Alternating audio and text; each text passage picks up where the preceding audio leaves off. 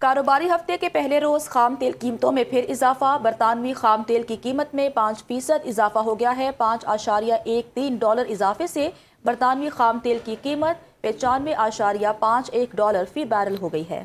امریکی خام تیل کی قیمت میں بھی 7% اضافہ ہوا، جس کے بعد امریکی خام تیل کی قیمت $89.80 فی بیرل ہو گئی۔ ایران نے خلیجی عمان میں اپنے جہاز کے خلاف امریکی کارروائی کے دعوے پر شدید اور دو ٹوک رد عمل دے دیا۔ ایرانی سفیر رضا امیری مقدم نے سوشل میڈیا پلیٹ فارم ایکس پر سخت لہجے میں امریکی موقف کو مسترد کرتے ہوئے واضح کیا کہ بین الاقوامی قانون کی مسلسل خلاف ورزی کسی صورت برداشت نہیں کی جائے گی۔ انہوں نے خبردار کیا کہ بحری ناکہ کو مزید سخت کرنا اور ایران کو جنگی جرائم کی دھمکیاں دینا ناقابل قبول ہے اور ایسے غیر معقول مطالبات ہرگز مسلط نہیں کیے جا سکتے۔ ایرانی سفیر نے دو ٹوک الفاظ میں کہا کہ جب تک ناکہ بندی ختم نہیں کی جاتی، سفارتکاری کے تمام دعوے محض دکھاوا ہیں۔ ان کے مطابق موجودہ امریکی اقدامات خطے کو خطرناک کشیدگی کی طرف دھکیل رہے ہیں اور حالات مزید بگڑنے کا خدشہ بڑھ رہا ہے۔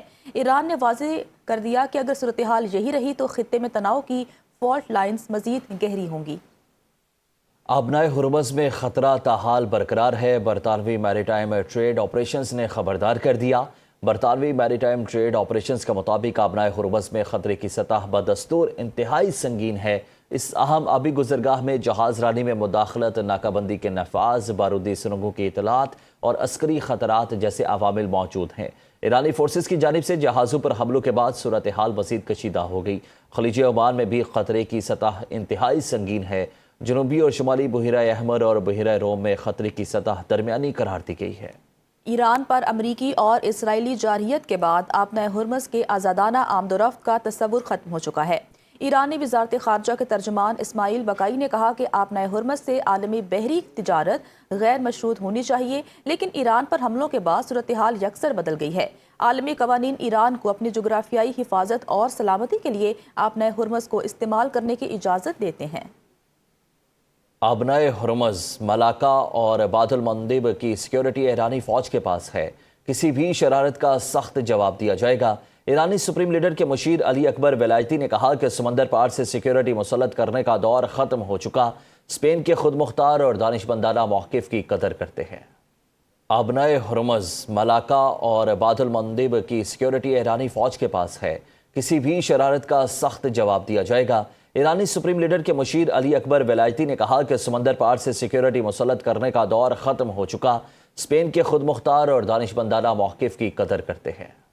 ایرانی نائب صدر محمد رضا عارف نے آبنائے ہرمز کی سیکیورٹی سے متعلق ایکس پر جاری بیان میں کہا کہ آبنائے ہرمز کی سیکیورٹی مفت نہیں ہے۔ اگر ایران کی تیل برآمدات کو محدود کیا گیا تو دیگر ممالک بھی مفت سیکیورٹی کی توقع نہ رکھیں۔ مزید کہا کہ دنیا کے پاس واضح انتخاب ہے، سب کے لیے آزاد تیل کی منڈی یا پھر سب کو بھاری قیمت چکانا پڑے گی۔ ایرانی نائب صدر کے مطابق عالمی تیل کی قیمتوں میں استحکام اسی صورت ممکن ہے جب ایران اور اس کے اتحادیوں پر معاشی اور عسکری دباؤ کا مستقل خاتمہ کیا جائے گا۔ ایرانی کمانڈر محمد رضا نقدی کہتے ہیں کہ اگر خطے میں کشیدگی میں اضافہ ہوا تو ایران عالمی تیل منڈیوں کو شدید نقصان پہنچانے کی صلاحیت رکھتا ہے۔ ایک انٹرویو میں انہوں نے کہا کہ ایران نے ابھی تک اپنے سب سے طاقتور ہتھیار استعمال نہیں کیے اور کئی اہداف آئندہ مراحل کے لیے محفوظ رکھے گئے ہیں۔ اگر ایران کی تنصیبات کو نشانہ بنایا گیا تو جوابی کارروائی میں خطے کی تیل پیداوار اور دیگر اہم اہداف متاثر ہو سکتے ہیں۔ جنرل نقدی نے دعویٰ کیا کہ ایران کو عسکری برتری حاصل ہے اور دشمن کو اسی وجہ سے مشکلات کا سامنا ہے۔ ایران کی زمینی افواج ابھی تک جنگ میں شامل نہیں ہوئی۔ اگر ضرورت پڑی تو خطے میں امریکی اڈوں کو نشانہ بنایا جا سکتا ہے۔ آبنائے ہرمز کو دھمکیوں کے لیے استعمال نہ کیا جائے۔ متحدہ عرب امارات کے وزیر برائے انڈسٹری ڈاکٹر سلطان الجابر نے آبنائے ہرمز کی بندش کے 50 روز مکمل ہونے پر ایک بیان میں کہا، آبنائے ہرمز عالمی تجارتی گزرگاہ ہے، اسے جنگ سے پہلے والی صورتحال میں بحال کیا جائے۔ ڈاکٹر سلطان الجابر نے ایران اور عمان کی جانب سے آبنائے ہرمز پر ٹول ٹیکس کے امکان کو مسترد کرتے ہوئے کہا کہ عالمی گزرگاہ پر ادائیگیاں بھتہ خوری کے مترادف ہیں۔ اماراتی وزیر نے مزید کہا کہ عالمی معیشت مزید غیر یقینی صورتحال برداشت نہیں کر سکتی۔